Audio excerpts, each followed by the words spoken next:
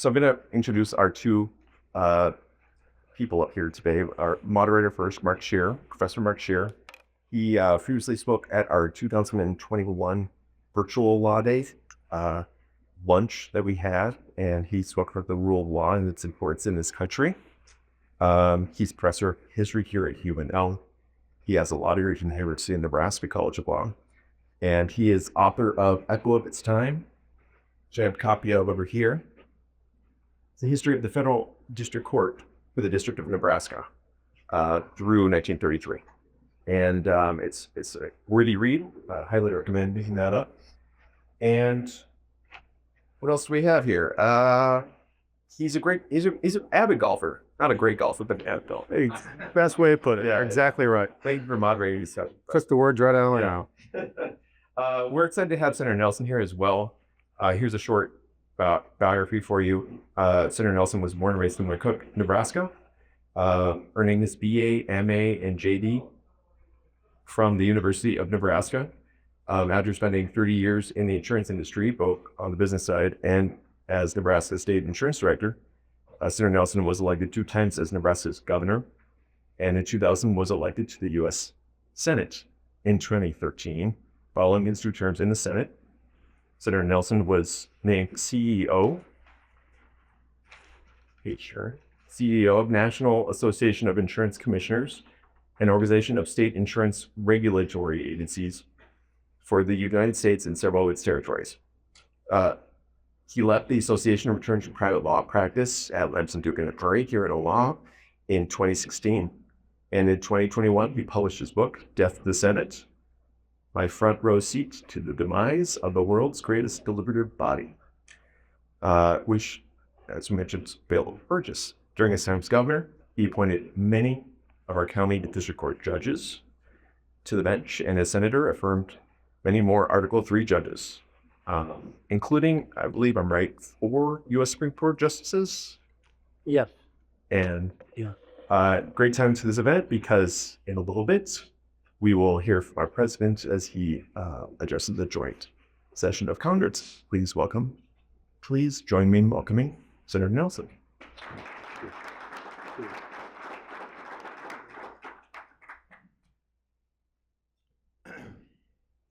Well, thank you, Dave, for getting us started. As he's already indicated, I'm Mark Scherer from the Department of History here at UNO. And let me welcome you all to our windblown but still beautiful campus. We're very proud of it, and we're happy to host you all here with this great event sponsored by the Omaha Bar Association. I appreciate Dave's introduction, but I just can't help myself from correcting one thing, and that is that my law degree is actually from the Ohio State University. Oh. I wouldn't mention that, except you might recall who are the national champions of college football presently. I just wanted to make sure I got those props in, so thank you for indulging me that. I just want to make a couple of very quick preliminary comments before we start the conversation with Senator Nelson.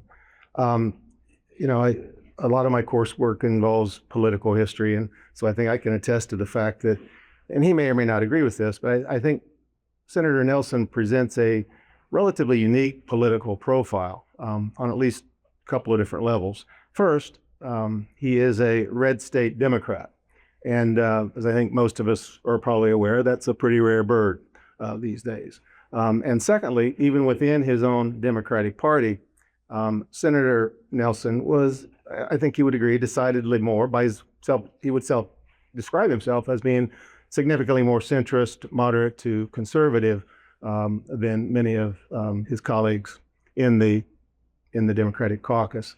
And so to the extent that Senator Nelson might be characterized as a kind of a political maverick, and by the way, how about those Mavericks, right? I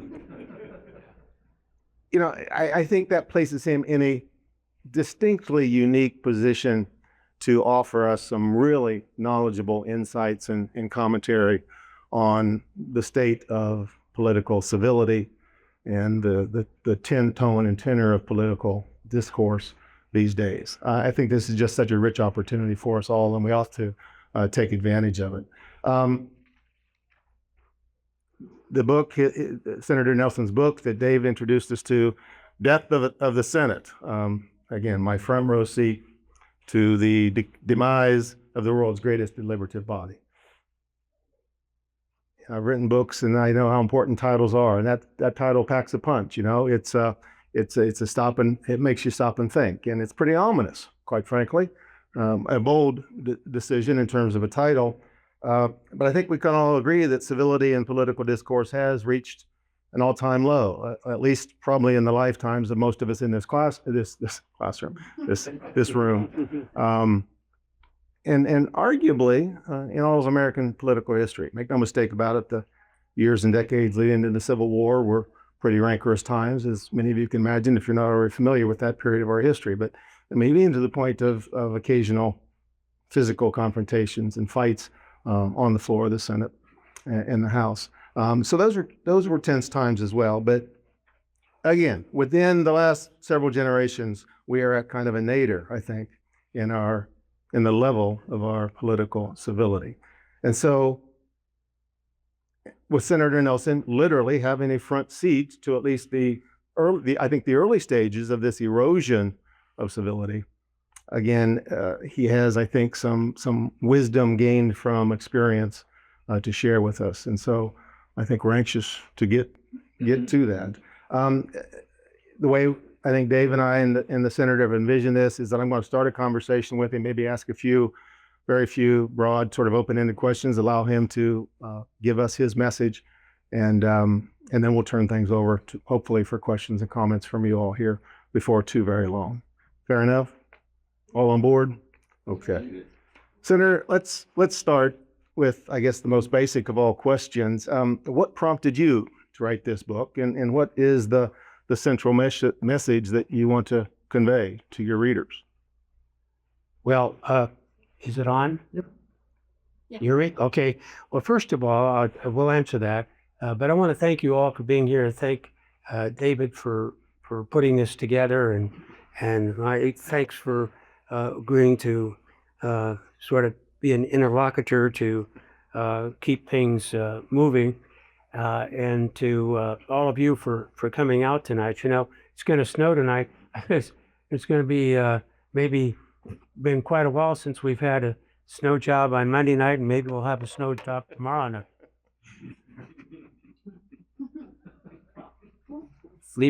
Giving you time.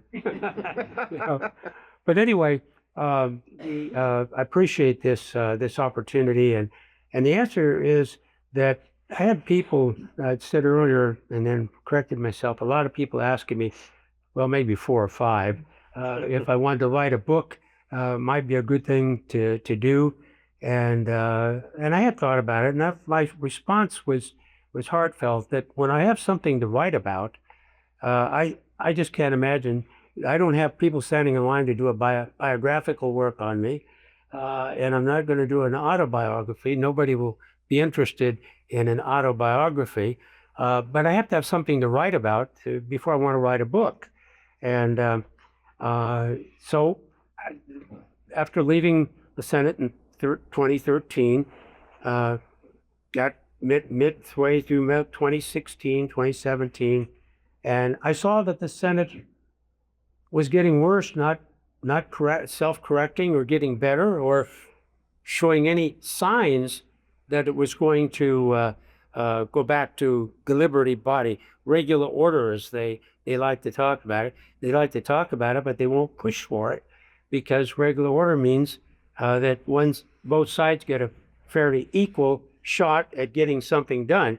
If you've got a majority and the majority leader is pushing as hard as the last majority leader pushed, you can stop Congress in its tracks, but you can also stop the appointment of people to the Supreme Court bench.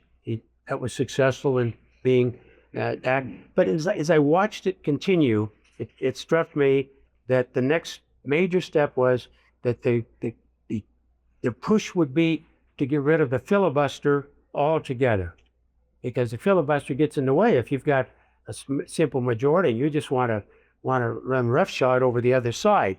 So that's when I decided, well, I'll take take a shot at it and see what I can do. And I wanted to make it as put it into a context of the history of the Senate and Congress over the years, and give a little bit of a background, not too much history, because I wanted it to be about the present and the future. But I thought that was important, and I thought maybe somebody would want to know what this author was like, coming from Cook, Nebraska, and having a few degrees from a university and stuff, and be audacious enough to write a book and suggest that the Senate was either dead or dying, or even suggest that there's some way to resurrect it going forward. And so a little bit of that as well. Since I wrote the book back in 2023, the Ted Kennedy group in Massachusetts, the Ted Kennedy Institute, and the John McCain Institute in Arizona decided to get 5 Democrats and 5 Republicans, formers, to get together and see if we could begin to talk more specifically about what kind of corrections, changes, new direction that Supreme Court, that the Senate could do, and changes that could be made that would breathe life back into the body. That's what we could do. We have since met many times, 10 of us, and we've been on numerous Zoom calls and back and forth. And what we've done is we've come up with 2 different ways, and I'll weave this into the book. 2 different ways of making changes that we think will improve the work of the Senate. The Senate is if not dysfunctional, it's barely functional, even to get through the daily business of the Senate, let alone substantive work that will make a difference for our country. So there was one with just normative issues. We find what we have in DC for the Senate, and for the Senate, the House has different arrangements, but on Wednesdays, the Democrats meet in one part of the Capitol, and the Republicans meet in another part. Don't meet together. Now, we did have and do have special evenings where its Senate spouse get together, both sides, and go to a different environment, a different location, and have a dinner together and a program and stuff like that. And those are always productive, because the Senate, which divides itself on a partisan basis, doesn't do it on those social nights. So the first thing that we suggested is that at least once a month, instead of that time meeting separately, meet together and make that what you do, and that's one thing, and have more of those more social events to try to get to know each other, because they go back not that long before I got there.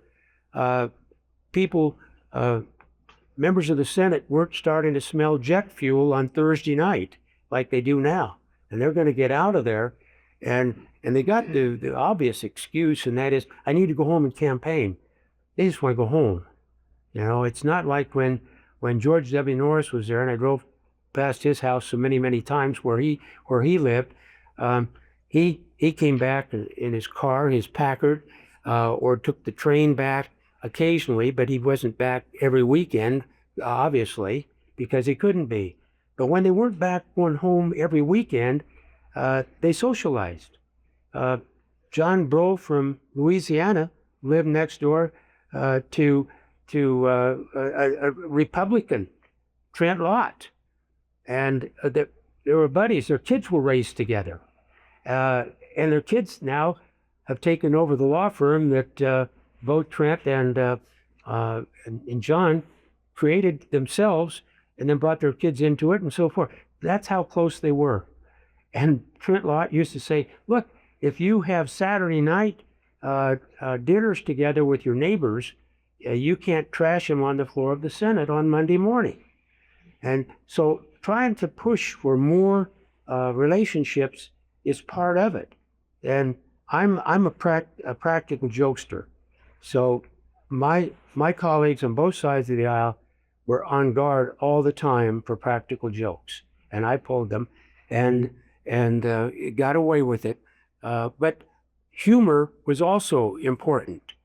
And being able to laugh with one another was important. And I also felt like when I got there, before I started voting on stuff, I figured coming from here, being considered a maverick, being considered a centrist and all that, that not everybody would, even within the Democratic Party, would like me all that well. And so I remember what my dad told me when I was a very young boy, having trouble with a bully at school. Taught me first how to box, but secondly, gave me the best advice I probably ever got. You can't make people like you, but you can make it hard for them not to. And I remembered that. Well, it just turned out, the first lunch that we had, there were tables, round tables, all in there with just the Democrats. And I was walking along with my tray, and I saw the table, and here, who was sitting at the table? Barbara Boxer, pretty far to the left. Jay Rockefeller, one of the best people I've ever known, funny, great friend. A little bit more to the left. Joe Biden, and then Ted Kennedy, and an empty seat. I said, well, I'll test this out. So I put my tray down and sat there, and I reintroduced myself to everybody. We'd met before, and I felt like I knew them, but like that.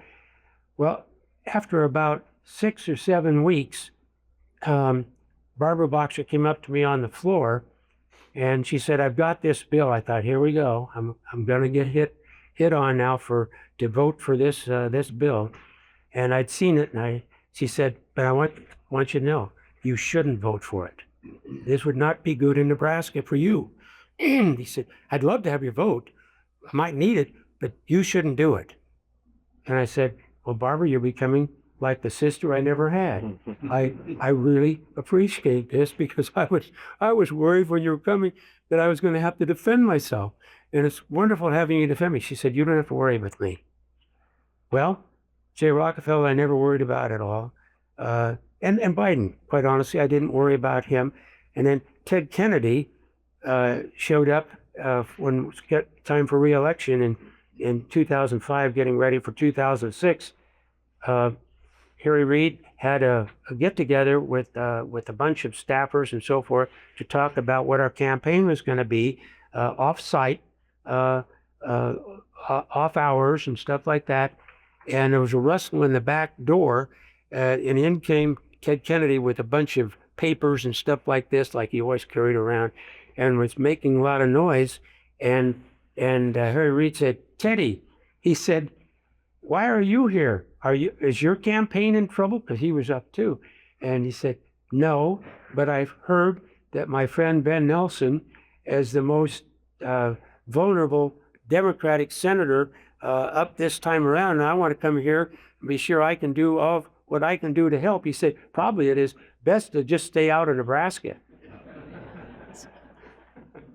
Senator, I'm done. well, no, I wasn't.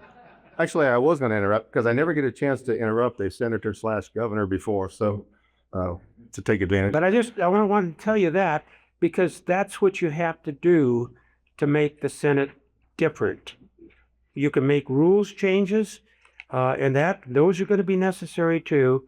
And one of the rules changes is suggested is to only have the filibuster apply to final passage, not cloture votes every time along the line that requires a supermajority vote. That is just bringing it to its knees. But I wanted you to have a background about what needs to happen with normative stuff, changing behaviors along the way, and finding relationships where you can work with one another. And I will spare you all the gotchas, but there were many of them, many of them. I think many of us, at least in my generation, Senator, just spent a lot of time just sort of lamenting in a kind of a doomsday sort of way, and thinking in terms of this idea that how can we possibly turn this ship around? Yeah. It's like trying to turn around an aircraft carrier or whatever. That the movement has gotten away from us. And so, one of the points I wanted to get to before we ran out of time was just any sort of reasons for hope from your perspective. I mean, as I suggested, death of the Senate, kind of a ominous title. Can you give us some reason for hope here? And what are the remedies that we can try to, tangibly access? I'm afraid that with all the chaos and confusion and so forth in Washington right now, that probably has to get a little clearer for people to see. Right now, it's hard to see where there's a way forward. But we, this group 10, are going to continue. We've been out and talked to editorial writers and opinion leaders all over the country about what we're suggesting.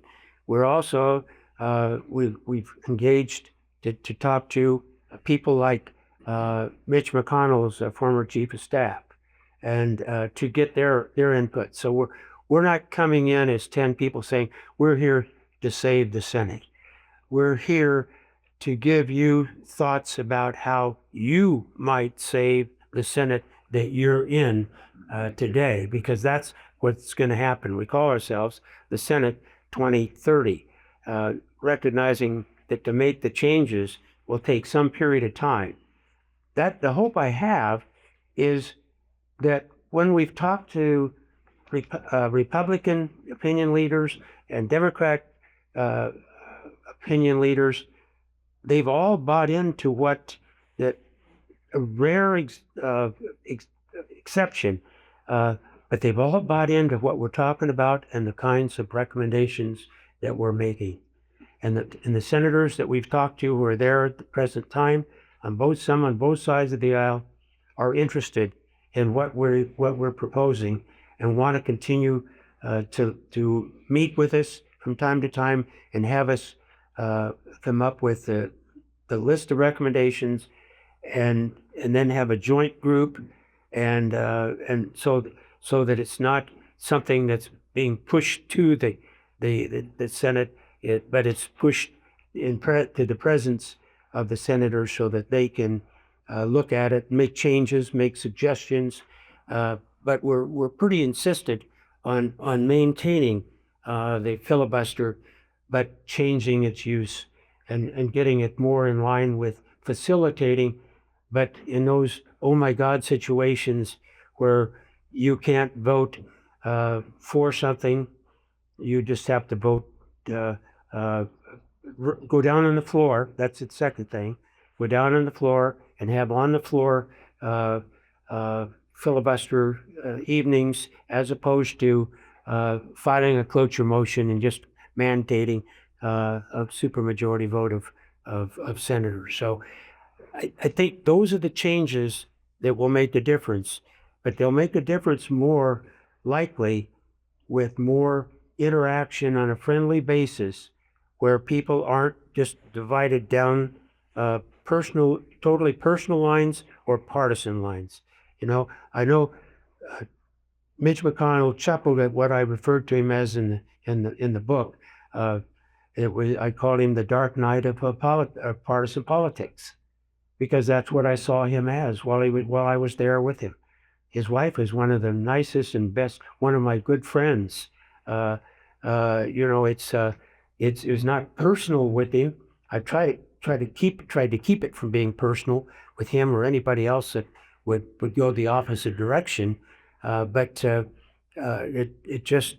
It was professional. I just thought it was too much going the wrong way. And if the Democrats, if we'd been doing something like that, I'd have been as upset about it as I was with my friend, the Dark Knight of partisan politics. And at the level of individual voting citizens, I mean, it seems to me that, I mean, the obvious answer is just to demand adherence to certain standards of civility from our nominees and our representatives. Is there anything beyond that you can think of? Well, you can't demand. You can demand it. You can't command it. But I think when people begin to kind of divide in between those who really want to see it changed, want to see it improved, give it life again, so that it has purpose, from those who like the status quo because they're blockers. You know, when I ran for the Senate, I said I got asked the question right away. Well, if the president is Bush versus Gore, will you be supportive? I said, whoever the president is, whenever the president is, I will support the president when I can. I won't when I can't, but I won't obstruct, and I'll continue to look for solutions. You have to go to the center, you have to go to the well sometimes to bring other people along, but I'll work with the White House to get things done if I can't. And you may have seen this, but George Bush said downtown when he was here on one occasion that my good friend Ben Nelson is here. He's the kind of person who puts partisan politics aside and and I can work with and works for the benefit of the people. He said that in front of a lot of people, and there were a whole lot of people on the other side of the aisle that weren't very happy with those remarks. But Bush and I had been, George W. and I had been governors together. We were friends. We spent a year battling back and forth on my nickname. He called me Nellie, and I said, Nellie is like a name for a horse. And Pete Jackson said it on the TV the other day in a football game. When a runner broke away, he said, whoa, Nellie, look at him go.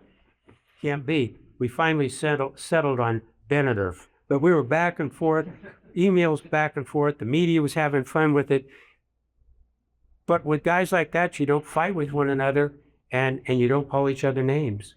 And you can work together when you get a call saying, I need this.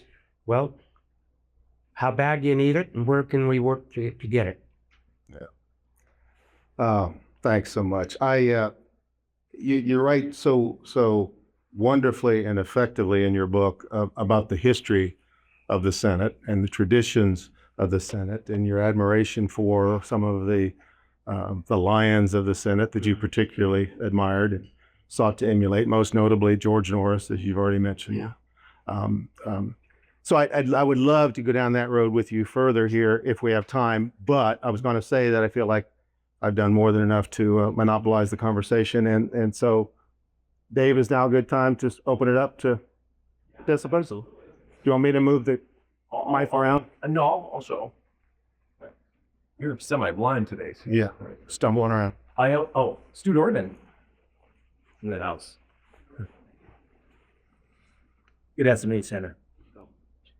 Senator, I want to just turn your attention to the Nebraska legislature, which was not particularly consistent in civility last year. And also with respect to the fact that we no longer have Democratic congressional representatives in the state. We used to have just about all of them. At one time it was, yeah. Can you give us a perspective on that situation, and also with the fact that the legislature should be nonpartisan and apparently has shifted away from that pretty severe? Well, let me start by saying that I'm from McCook, and George W. Norris is from McCook, and my family house is 3 doors away from the Norris house, across from Norris Park on Norris Avenue. And So I am an aficionado of the work of George W. Norris, particularly with respect to the nonpartisan unicameral. When I was governor, I started off give you some concept of how this works and what can be done. I had trouble with the Democrats in the legislature. Now there was no Democratic caucus, and I don't know if there's a Republican caucus down there. I don't know what have you, but they would usually chase off the party chair when he came down, because you had some really solid legislators who were registered Republicans, but they didn't consider themselves partisan, and they had Democrats the same way. And so I went to those Republicans that I knew were Republicans, and I had them carry my legislation. And because it wasn't partisan, what I was doing wasn't partisan. I'm not a partisan type person, and I didn't want to be. And we did that, and we were able. The next year, the Democrats were standing in line to carry my legislation, and so it became less important who was a Democrat and who was Republican. I ended up appointing 11 members to the body from departures, and I appointed Republicans. I had a chance at 24-24 to make it a Democratic majority on the 25th. A person that was up was a Democrat, and was Republican up, and a bunch of other people. I selected Republicans. I thought that person was the best choice for that district and the legislature. They themselves have to move away, and the last several governors have been at fault for making it partisan. I'll be quite candid, straightforward. In my opinion, they've been the problem of developing and pushing. They'll only support partisan individuals. That's what they've done. And so we've got to elect people who want it to be nonpartisan, because they believe, as I do, that that's when it functions best, and that's when the state of Nebraska does better than it does. Because what happens is each side picks up their list of issues that they're going to support, and unfortunately, on both sides, too many of the partisan issues have been cultural and just basically Republican or Democrat issues that are happening in all kinds of other legislatures all over the country.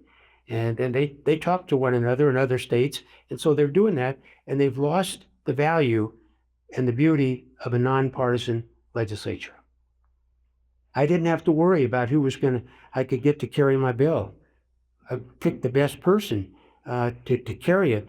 And if it was a person who was a registered Democrat, that was fine. Registered Republican, okay. And by the time I left, it didn't matter.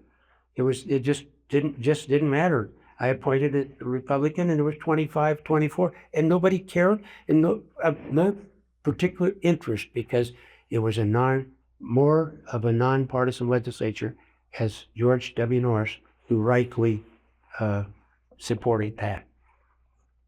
I hope I've answered your. Yes, thank you. Senator, if I could be so bold, Grover Darquist had his grade for how somebody would vote based on if they were supporting tax raises or not, or if they followed their pledge of not raising taxes. And these grades have been around, and you know the grades for senators. Maybe there is a way to bring in grading into both from staff and from the elected people themselves, how they're grading everybody else on the civility scale, on a willingness to work with others, willingness to hear what others have to say, Civility. and have that be a rating system, a public rating system, and get the staff involved and have them be able to get feedback as well, but public rating systems about civility as a way to say, when they're in re-election mode, which is so important, re-election, I'm working with others, and to have that be something. Well, that's a good suggestion, and I don't know how, you know Grover Norquist? He was he was 2 doors away from me in our house in D.C. And uh, I went down on how we socialized together as well. I mean, I went down on Halloween one night and said, "I'm coming down here, and I'm just asking you not to come and soap my windows." And when he double parked, I didn't report his car. Any other questions? I'm the one. Oh, people. I always have middle one. But Thank you, Senator Nelson and Dr. Scherer. I'll ask two. First one, the funny one. What's your most memorable prank you've ever played on some of your fellow senator, congressmen? And secondly, what are your thoughts on the current international affairs given what's happened in this past week, and what can concerned citizens do to maybe change the course? Well, Claire McCaskill, a senator from Missouri, her father had been an insurance commissioner, and I'd been around long enough to where I remembered him as commissioner, and she's a handful. She's fun and smart and ambitious and everything good about her. And I was walking through the right by just outside the legislative chamber, and she said, "Did you hear about so-and-so being appointed to this position?" And it was somebody I didn't want to ever have do anything. And I said, "When did that happen?" I know better than to take the bait, but I took it. And she told me, and I went right back to the office, and my chief of staff said, "What day is today?" It was April Fool's Day. But I never pull gotchas and practical jokes on April Fool's Day. I leave that for amateurs. So my guard was down. So I said, "All right, I'm going to get even with her." So I got the idea that when she was down presiding and we could watch her safely on TV, that I enlist her staff to help me rearrange all the furniture in her office. And then on all of her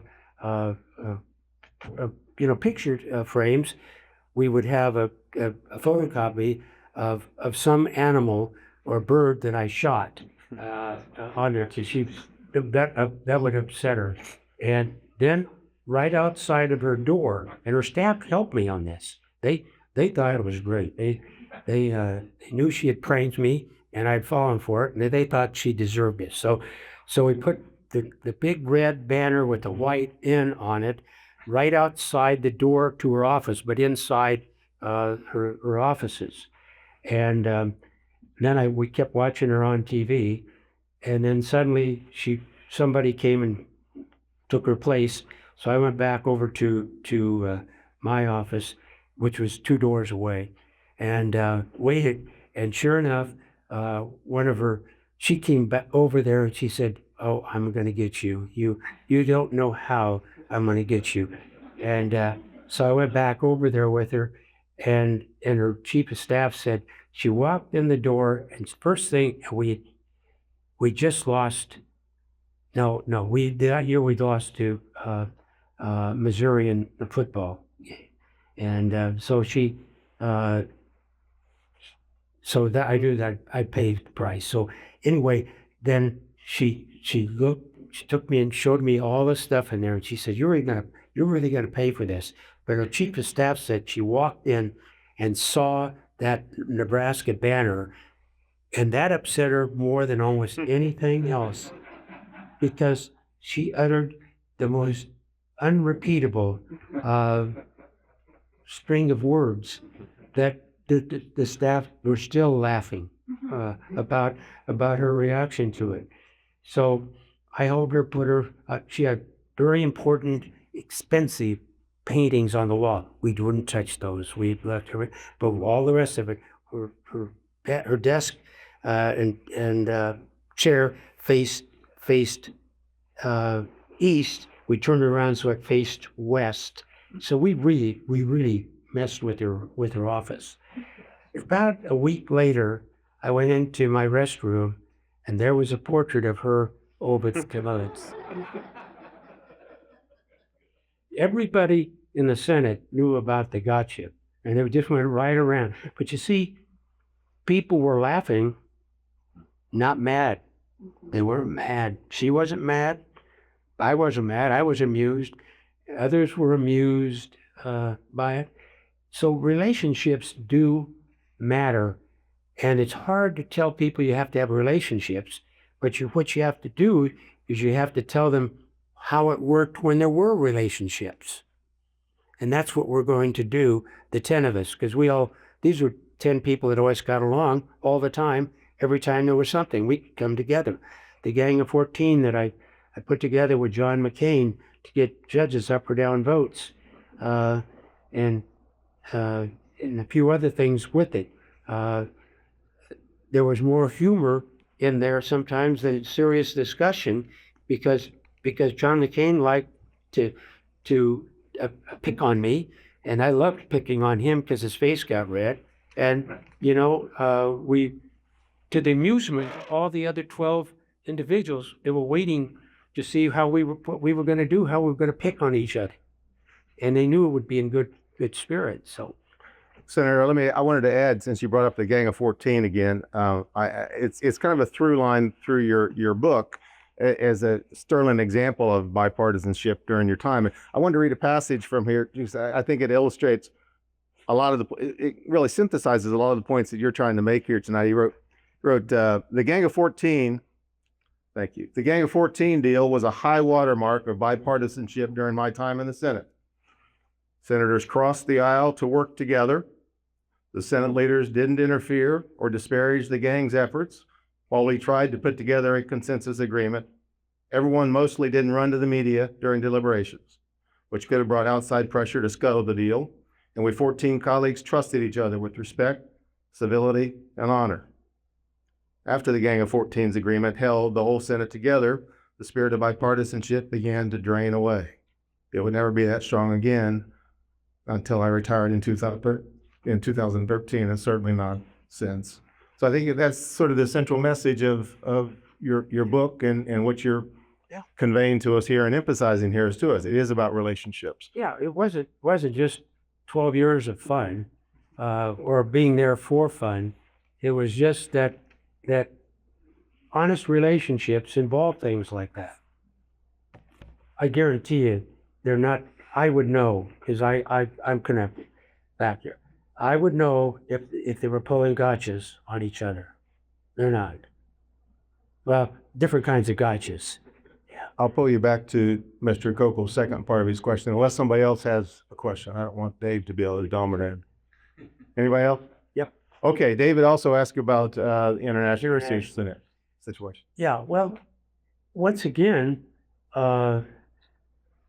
you with your international community, you have to be able to get along, or at least agree on certain issues and work together for those issues.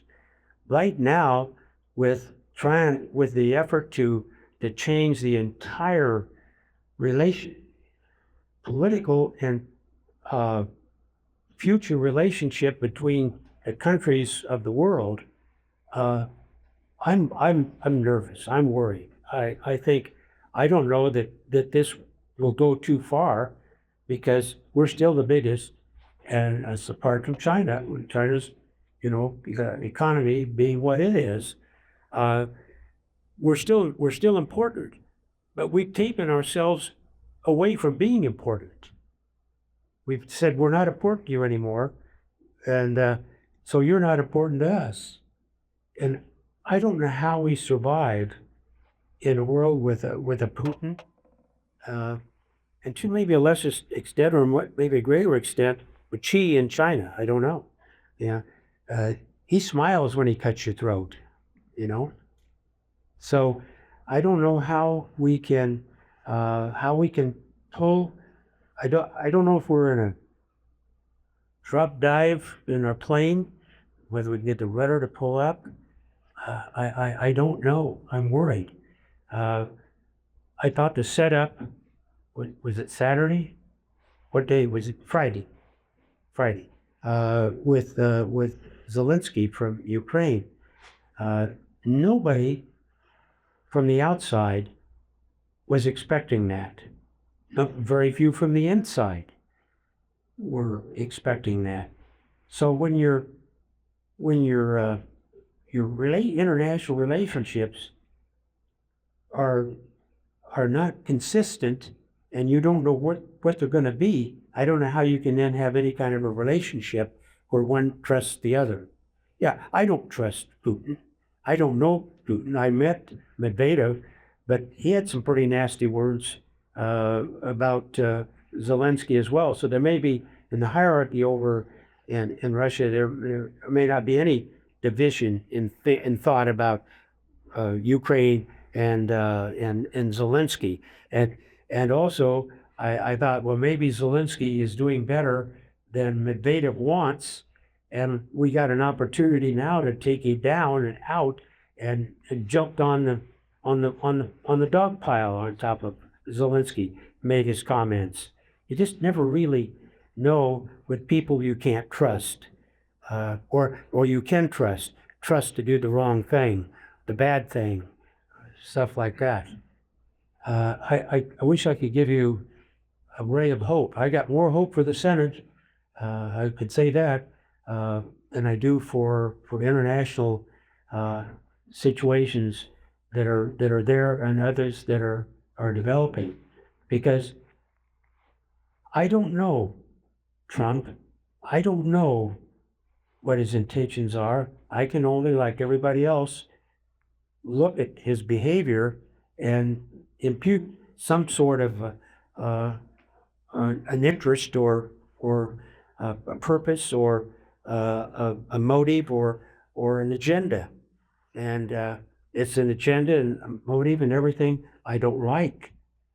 I don't see that's in our interest in any way whatsoever, and I don't know why the president thinks it is. I'm sorry, I just don't. And I don't want to be partisan about it. I'm speaking as a person, not a Democrat. I mean, I watched that in shock, like others. Maybe not in shock, totally, because nothing really shocks me right now with what's going on back there. It disappoints me. I felt real bad for Zelensky, and then to be ordered out of the White House. I mean, it's. I don't know how you put that Humpty Dumpty back together again. I don't know how you do it.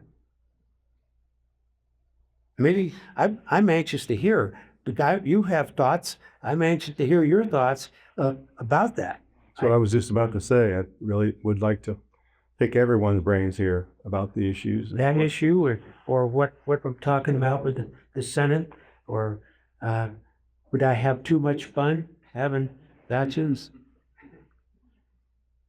I quit having fun with gotchas at home when I had a heart-to-heart conversation about them all the time. Senator, just to bring it back domestically, one of the disconcerting trends that I've seen the last 3 administrations, so Trump, Biden, Trump, is this president getting in and trying to undo the work of the previous administration.